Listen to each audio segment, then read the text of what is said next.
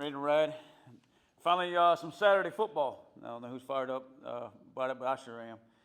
Can't remember a season where you go the whole month of October and not have a Saturday game. I think this is the first normal week. When I say normal week, Monday's truly a Monday practice, or Wednesday's truly a Wednesday practice. You travel on Friday and you play a game on Saturday. I think it's the first time we've had that since September 20th, so it's been a while. And the first time we're going to have a day game all season. So every game we've had up to this point, all 7 games, have been at night. And this will be our first day contest of the year, so excited about that. And over that stretch, I've had three Thursday games in a row. Finished 2-1 in those three Thursday night games. And the last one, the night of the Boneyard, just going back to Tulsa.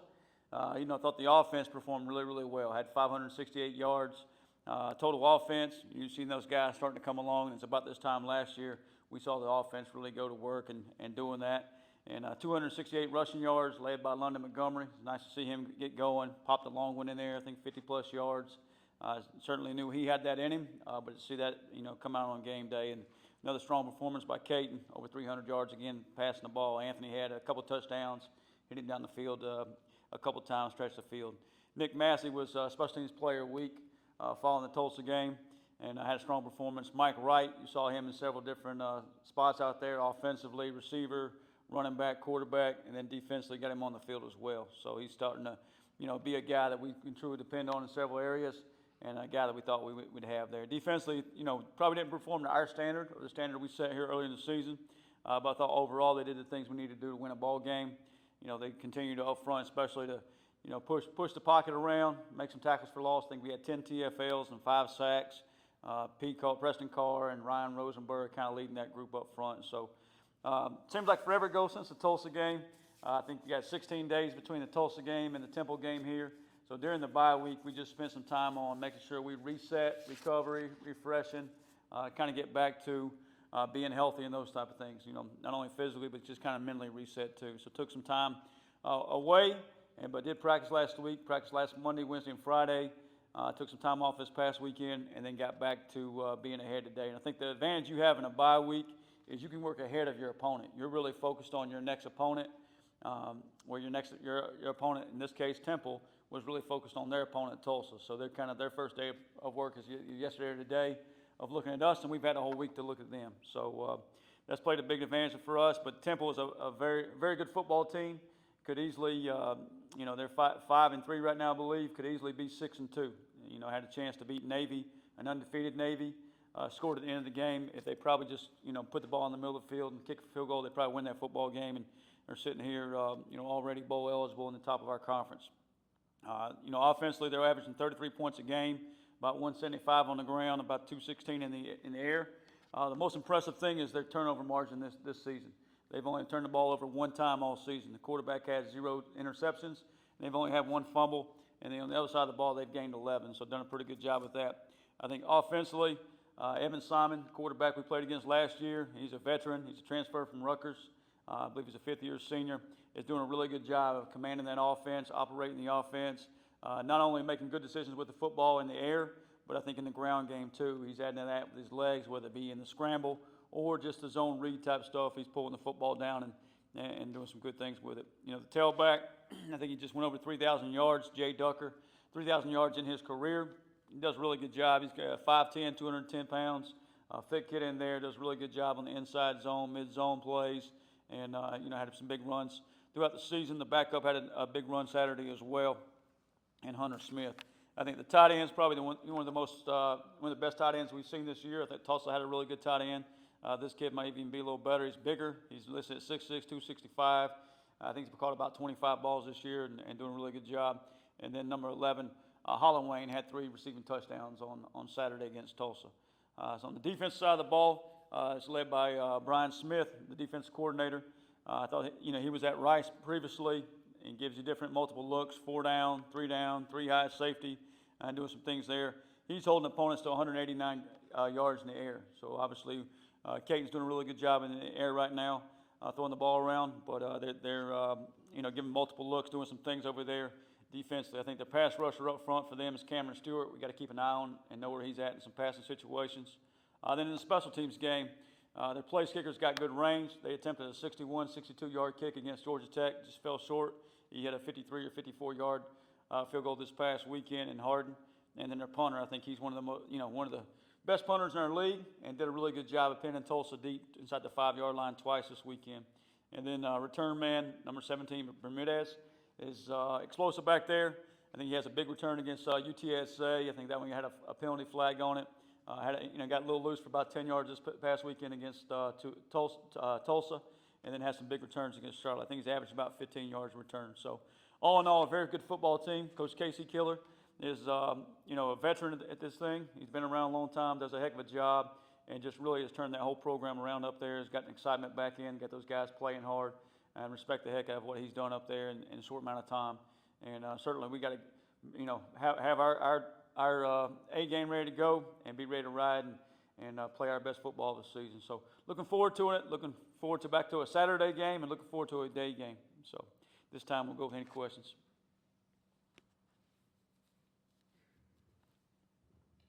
Coach, 16 days between games is a long time. How do you balance, obviously, getting the guys fresh, but also, going live to keep kind of that game speed so when it ramps back up, they're ready for it? Yeah, thanks, Stephen, for the question. My 16 days of the bye week here, I watched a lot of October baseball.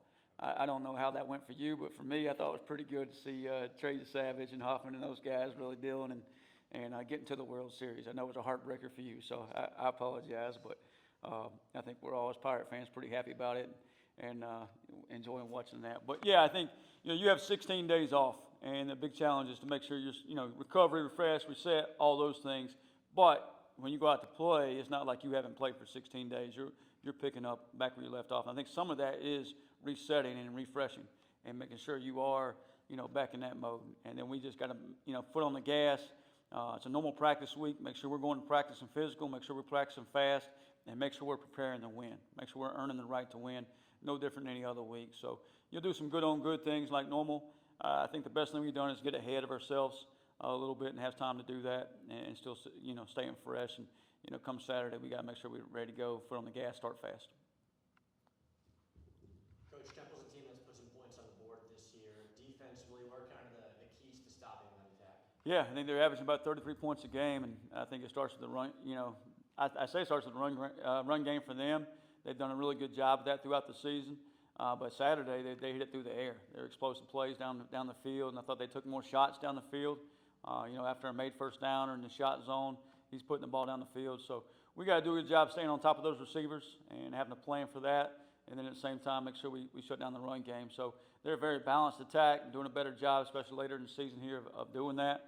But we got to do a great job tackling. I think we've done a pretty good job tackling up to this point.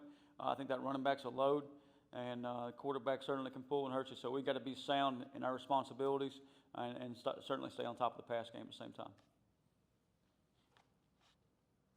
Coach, you mentioned the turnover margin. And Yeah. That's just something that's standing out as far as nationwide for them in that category. I mean, 0 picks for a quarterback at this time of year Yeah. is remarkable. But I mean, what are you telling your guys as far as the importance of that category this week? Yeah, you get into November and you've got a quarterback who hadn't turned the ball over all season. That's pretty special, and that's a big, huge, reason for their success at this point.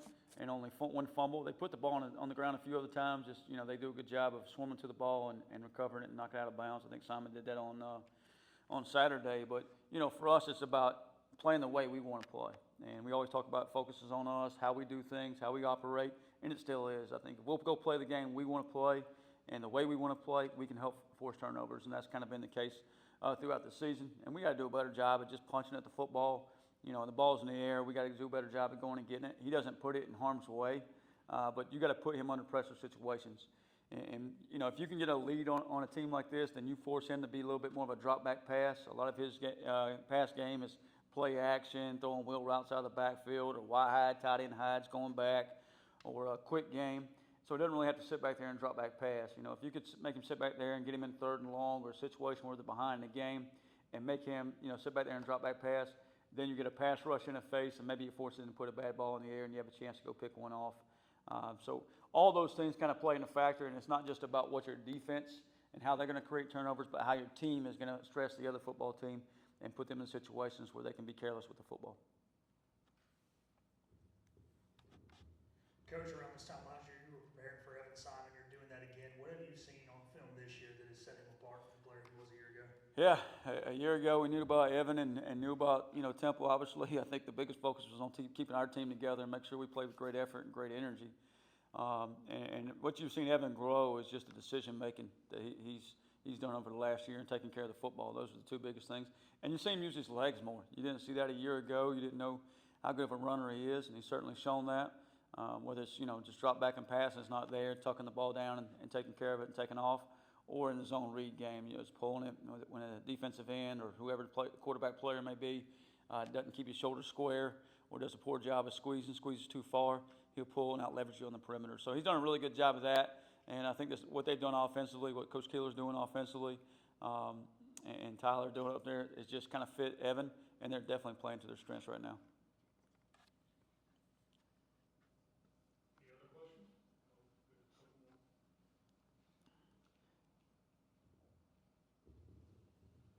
From the beginning of the season to now, you've seen kind of the passing game, it feels like, as an Anthony Smith, Yannick have really emerged. What have you seen from the connection between them and Gaten as far as week one? Yeah, I think it's the deep ball down the field. I think in week one, I couldn't tell you exactly how many passing yards, but I think they were pretty up there, over 300. So I thought, Caden was really doing a great job early in the season, taking care of the football and making good decisions and continuing to show you that he does that at times. And then here recently, I think Anthony just stretched and taking the top off of it, getting behind receivers. And that opens up the whole thing. We talked about that before, how it all goes together. The run game helps that out as well. I think early in the season, game one, we didn't do a great job running the football.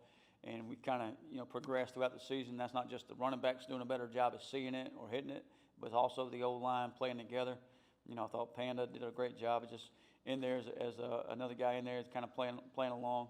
And we've had some guys kind of banged up. Bryce is out right now, and hopefully get him back sooner than later. But that group up front's continued to be a strength.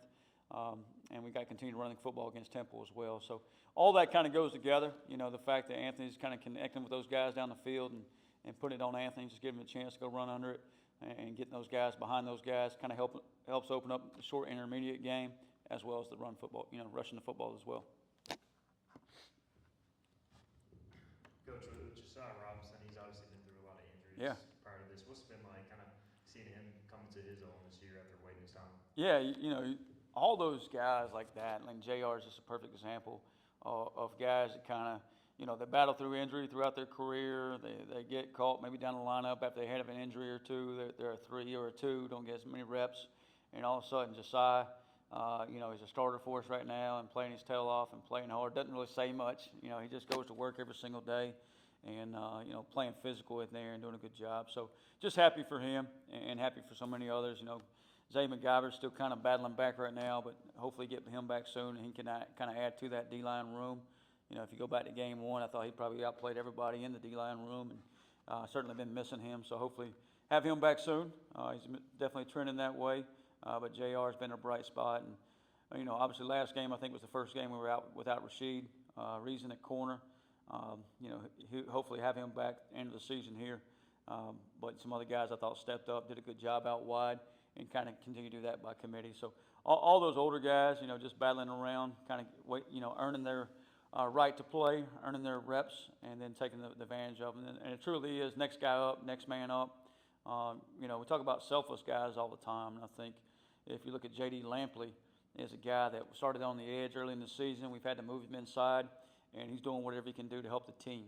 And that's the type of guys you want. Brock Spalding's another one that's, he's not worried about all these other factors out here. He's worried about how can I help the football team. He plays inside, plays outside.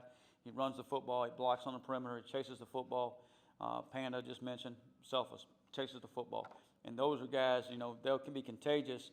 More and more guys kind of follow that step of being selfless, playing their tails off, running the football, and help us win football games. We talk about November and keeping November a month to remember for our fans and our program.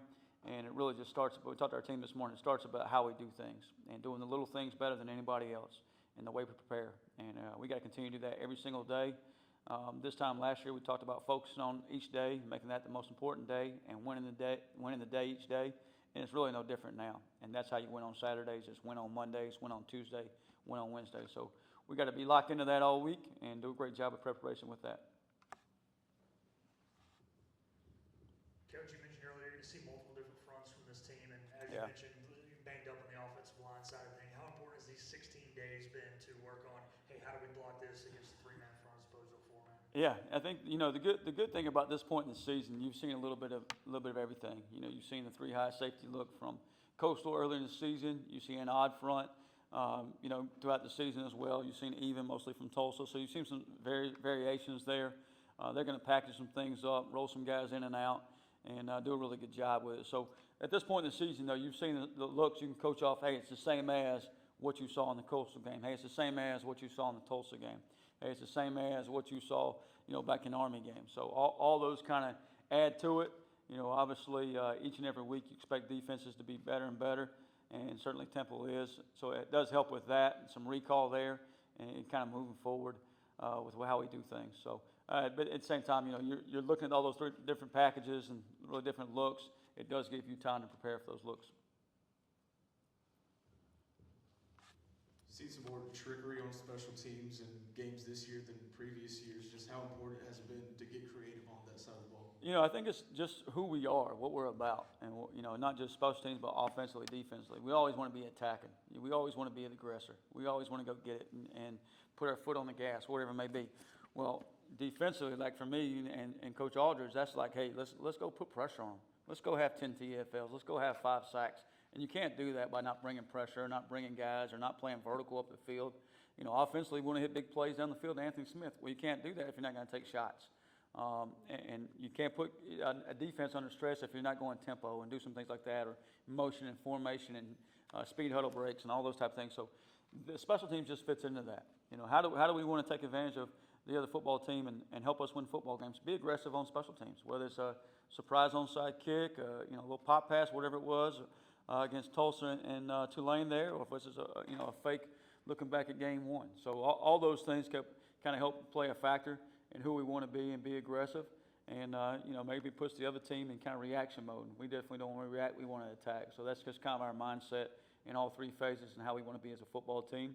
I think you've seen that in how we've attacked fourth down throughout the season, and I think there's obviously there's analytics that tell you to do certain things, and there's also gut feelings that tell you to do certain things, and you do what's best for your football team to help you win games. I think fourth down is an area we've got to be a little better. We've been really good on third down. We got to carry that success over to fourth down and make sure we go finish drives and give ourselves opportunities to go put some more points on the board. Coach, I saw you picked up a pretty big recruit over the break. Yeah. What does Rowdy Harrell show you on film? Yeah, so Rowdy is ready to get rowdy and dowdy, and certainly adds another family member to the house. And she was at practice day and running around. I think she might be the real QB1 out there. Don't tell Kaiten that. But yeah, that's been a lot of fun just for our household, and waking up in the middle of the night, it's like you have another baby out there. But I was just talking to our coaches this morning. We do a thought of the day, and I was telling them about what's going on in our household and Rowdy and those things, and talking about the teaching to a new pup, or how you bring along and train a new pup is really like the same teaching as some of the things you do for our players, and positive reinforcement, and the man who think he can't and the man think he can are both right, and just positive reinforcement our players, so when it comes time to make a play, they know they can make that. And you build that confidence, you build that reinforcement through reps in practice, and we've done that and feel really good about where we're at, and really excited about the new pup as well. My daughter's going to turn her into a house pet. I'm trying to turn her into a hunting dog, so we'll see who wins that one. I got a feeling I know who's going to win.